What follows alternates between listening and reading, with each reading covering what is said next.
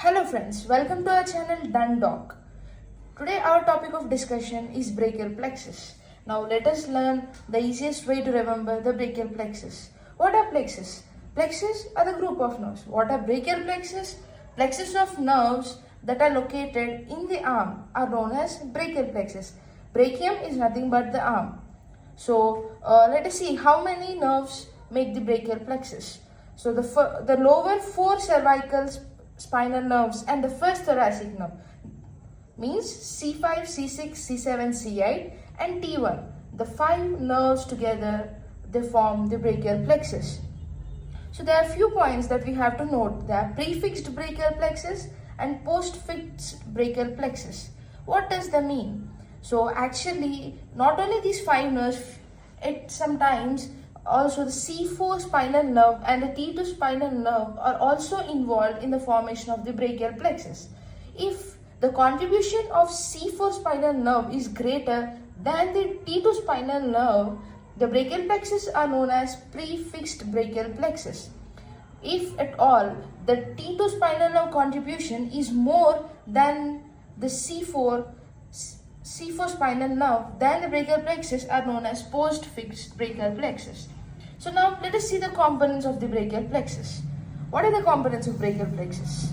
So we have roots, we have trunks, we have divisions, we have cords, and we have the branches of these cords. So we can remember it as RTDC. So just let us look at the location where these roots, trunks, divisions, and cords of the brachial plexus are formed. So roots and trunks, they are located in the neck, and divisions of the brachial plexus, it is located behind the clavicle, and the cords are located in the axilla. So now let us look at the components of the brachial plexus individually. Now first let us look at the roots. What are roots? Roots, they are formed by the anterior rami of the spinal nerves. Now first let us see how the spinal nerve starts, how the anterior rami is formed. So you can see here, this is the spinal cord, one level of the spinal cord. Let us say it's C5. Now here this is the posterior or the dorsal horn, this is the anterior or the ventral horn. So this extends and forms the spinal nerve. Okay. Now the spinal nerve is further divided into anterior rami and the posterior rami. The anterior rami of all the C5, C6, C7, C8 and T1 spinal nerves together form the brachial plexus. So now you can understand what is the anterior rami. And as we can see, what are roots? Roots constitutes the anterior rami of C5 to T1 spinal nerves.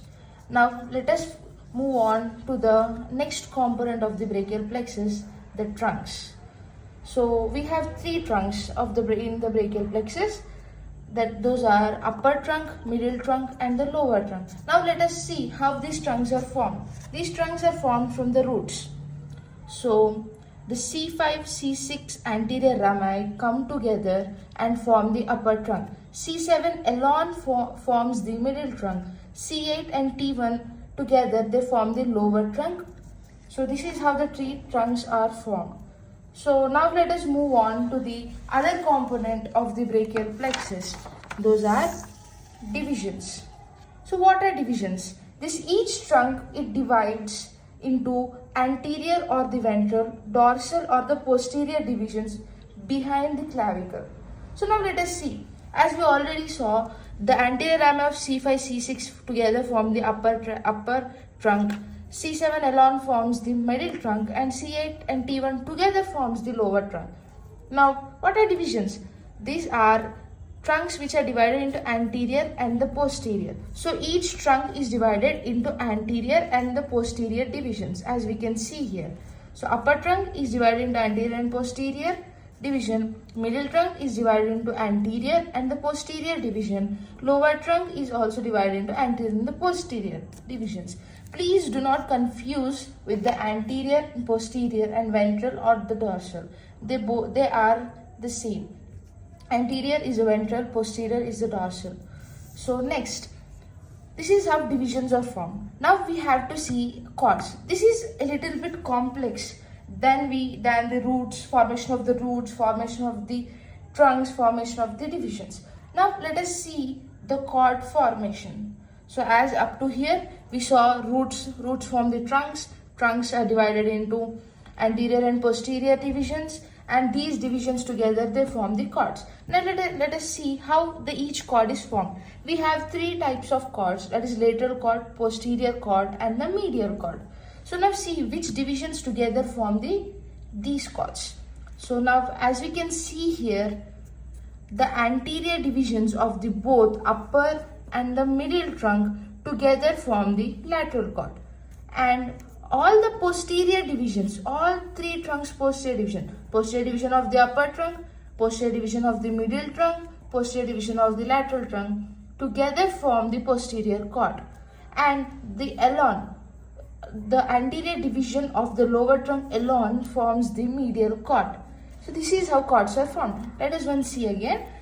The anterior division of the upper and the middle trunk forms the lateral cord, and the posterior division of the all three trunks, upper trunk, middle trunk, lower trunk together forms the posterior cord, and the anterior division of lower trunk alone forms the medial cord. This is how cords are formed.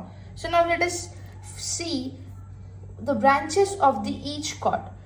Lateral cord forms 3 branches, posterior cord gives 5 branches, medial cord gives 5 branches. As you can see, root value of each cord, as the lateral cord is formed on the anterior division of the both upper trunk and the middle trunk, we can see the root values C5, C6, C7. Upper trunk root value is C5 and C6, middle trunk root value is C7. So the root value of the lateral cord is C5, C6, C7. If we see the posterior cord, as it is formed by the posterior division of the 3 trunks, so the root value of the posterior cord will be all the roots, that is C5, C6, C7, C8, T1.